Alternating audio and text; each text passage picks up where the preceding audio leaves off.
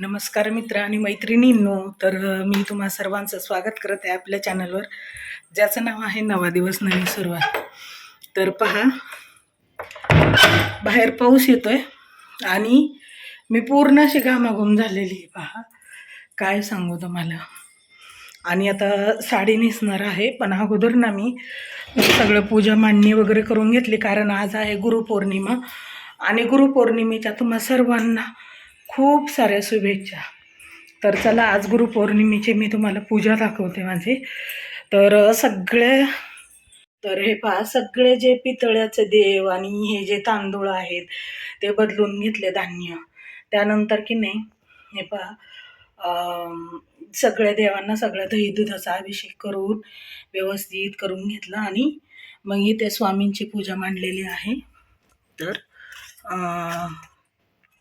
हे पहा, आता तुपाचा दिवा जास्त हे झाला. तर असं स्वामींना देखील अभिषेक केला.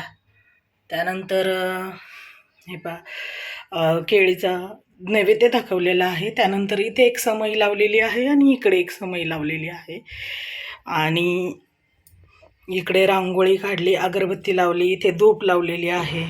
त्यानंतर इथे की नाही तुपाचा दिवा लावला आहे आरतीसाठी. तर तो खूपच हे झाला आता मोठा, त्यामुळे त्याला साईडला घेतला जरा मागे, कारण ते खूप जवळ जातात तिथे दुसऱ्या दिव्यांना. तर अशा पद्धतीने पहा, छान अशी पूजा झाली माझी स्वामींची आणि मला खूप छान वाटलं आज. आणि अशा रीतीने आमचं गुरुपौर्णिमेची पूजा झालेली आहे. तर असं चवळीच्या उसळसाठी मी कांदा वगैरे परतून घेतला, टमाटो, कोथिंबीर, सगळे मसाले घातले त्यामध्येच. आपला जो घरगुती कांदा लसूण मसाला, त्यानंतर लाल तिखट, जिरे मोहरीची फोडणी करून आता हे ना थोडंसं झाकून ठेवणार आहे आणि नंतर त्यामध्ये पाणी घालणार आहे. आता ही चवळीची उसळ झाली की इथे कांदा घेतलाय बारीक करून असं, आणि इथे की नाही लाल तिखट, हळद घेतले. आता ह्यामध्ये दोन्हीमध्ये मीठ घालायचं आहे मला. आता कोथिंबीर चिरून घेणार बारीक आणि भाजणी आणलेली थालीपीठाची. तर ते पीठ भिजवून थालीपीठ बनवून घेणार आहे मी. यात पण घालायचं आहे मीठ. खूपच सुंदर भाजणीचे आहेत ना, खूप छान थालीपीठ झालेत आणि कांदा एकदम बारीक केल्यामुळे कोथिंबीर वगैरे खूप सुंदर झालेत. आणि आता इथे हे तयार झालेलं आहे आणि इकडे की नाही अजून हे ना बनवते. आणि इथे एक होतं आहे, आता पहा, हे झाकून ठेवलेलं आहे मी आणि असं छान भाजले पहा.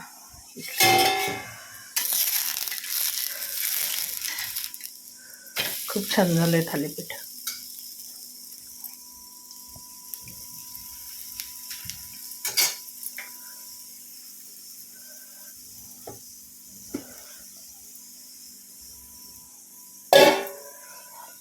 हे असं 4 थालीपीठ बनवले. त्यानंतर आता चवळीची उसळ देखील झालेली आहे, दही आहे आणि एवढाच मेनू आजचा आहे.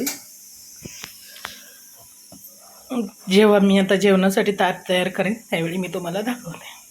चला, आता उसळ घेतलेली आहे. त्यानंतर आता दही घेते एका साईडला. हे बघा, आणि थालीपीठ असं जेवणाचा मेनू केलेला आहे आणि मस्त असा ताव मारणार मी ह्या थालीपीठावर. तर या सगळेजण जेवायला, गरम गरम असे थालीपीठ खायला.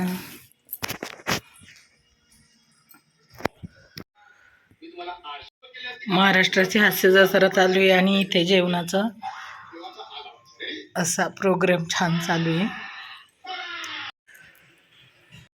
तर हा व्हिडिओ आहे नेक्स्ट डे संध्याकाळी 6 वाजताचा.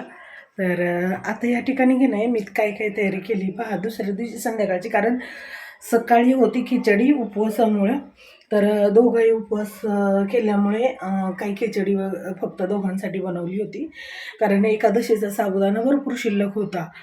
तर आता या ठिकाणी पहा, असे थोडेसेच आळूवडी सॉरी कोथिंबीर वडी बनवून घेतली. त्यानंतर इथे वरण, त्यामध्ये टमाटो त्यातच टाकलं आहे डाळीबरोबर. आणि आता हा डबा ठेवून घेणार आणि त्यावर की नाही असं ठेवून देणार आहे. ओके, आणि डबा लावून घेणार. आता मी ज्वारीचं पीठ झालेलं आहे इथे दळून पहा. आता ज्वारीचं पीठ भरून ठेवणार आणि ह्यामध्ये गहू टाकून घेणार आहे दळायला. अरे सांडलं पीठ जरा. तर आता घेणार आहे हे ज्वारीचं पीठ भरून डब्यामध्ये. तर खूप भूक लागली होती त्यामुळे जेवण वगैरे झालं आणि खूप चिडचिड पण झाली होती उपवासामुळे. आणि पोटात ज्यावेळी ना भूक लागली ना फार अवघड होऊन जातं, चिडचिड होत होती. तर ठीक आहे, भेटूया आपण नवीन व्हिडिओमध्ये. तोपर्यंत सर्वांना श्री स्वामी समर्थ.